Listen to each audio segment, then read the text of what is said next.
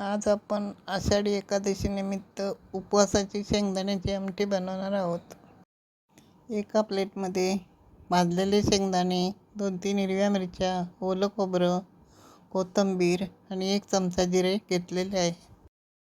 ते आपण मिक्सरमध्ये बारीक करून घेतलेलं आहे. कढईमध्ये तेल टाकून घेतलेलं आहे. फोडणीसाठी जिरे टाकत आहे. त्यामध्ये आपण बारीक केलेलं वाटण टाकून घेत आहे. शेंगदाण्याच्या आमटीची चव या वाटणावरच अवलंबून असते. आता आपण प्रमाणानुसार वाटणाचं पाणी टाकून घेऊया. यामध्ये आपण 4-5 कोकम घालून घेऊ. चवीप्रमाणे मीठ घालू. आपण 5 मिनटं उकळी यायला झाकण ठेवू. 5 मिनटं झालेली आहेत. आपली शेंगदाण्याची आमटी तयार झालेली आहे.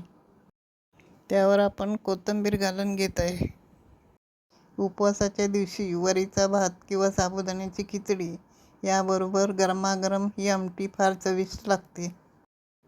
ही रेसिपी तुम्ही एकदा नक्की करून बघा.